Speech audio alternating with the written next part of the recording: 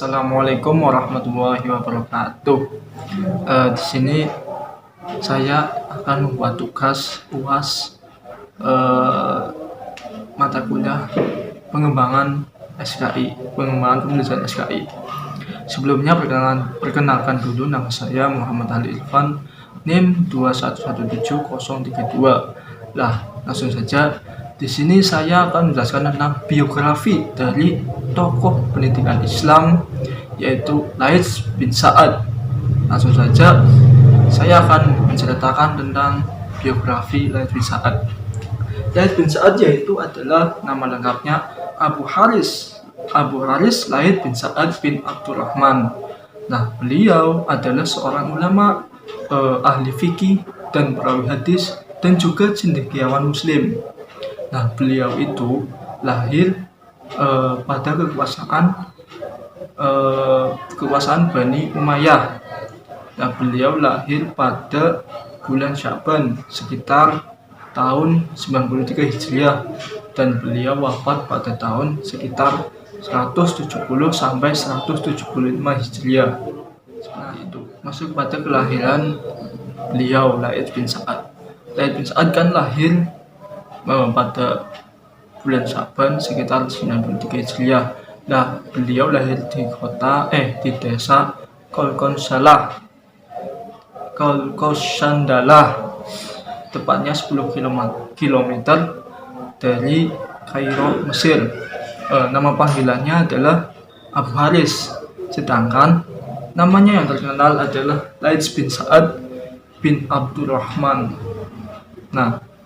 Nenek moyang Laits berasal dari Mesir. Mereka mengatakan bahwa nenek moyangnya berasal dari orang Mesir kuno, tetapi pendapat lain mengatakan bahwa garis nenek moyangnya dari Persia. Keluarganya masuk Islam, belajar bahasa Arab seperti orang-orang Mesir lainnya. Selanjutnya pada perjalanan Laits dalam menuntut ilmu. Laits semasa kecil sudah menghafalkan Al-Quran, menghafalkan hadis-hadis, dan ayahnya pun turut bangga karena kepandaiannya. Semenjak dewasa, dia pergi ke Masjid Amr bin As. Di sana beliau belajar ilmu fikih, ilmu hadis, dan ilmu yang lainnya. Di sana dia bertemu dengan Yahya bin Sa'ad bin Ansori.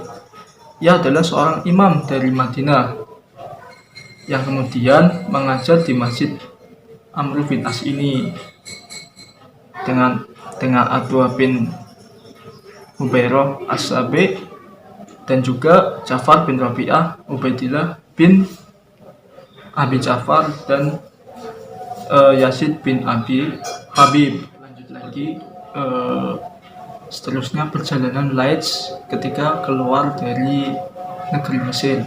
Laits itu waktu muda itu berkelana untuk mencari guru.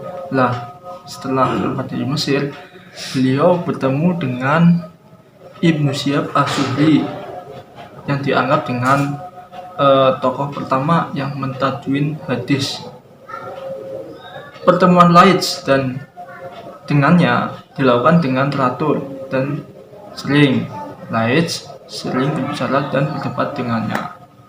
Kemudian setelah itu Laits bertemu dengan Nafi. Nafi ini adalah pelayan Ibnu Umar radhiyallahu anhu.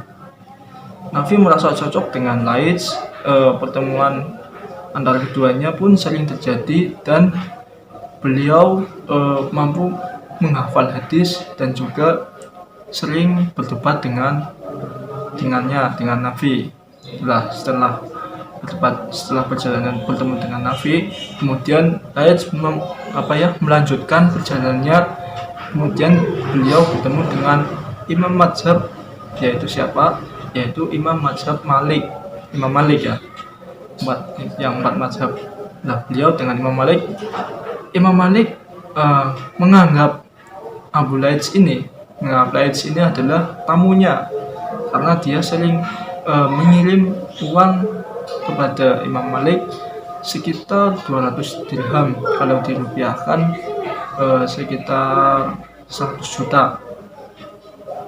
Karena kedekatannya dengan Imam Malik, dia berguru juga dengan Imam Malik. Lah setelah perjalanannya dengan bertemu dengan Imam Malik, kemudian beliau bertemu juga dengan imam mazhab yang lainnya, yaitu seperti Imam Hanafi dan Imam Syafi'i. Kemudian pada kewafatannya, beliau melanjutkan mengajar di Masjid Usutat, yaitu Masjid Amr bin As, dan sampai pada ajalnya juga beliau terkena sakit dan wafat. Mungkin seperti itu penjabaran dari tokoh Laits bin Sa'ad dari saya. Lebihnya mohon maaf. Wabillahi taufiq wal hidayah. Assalamualaikum warahmatullahi wabarakatuh.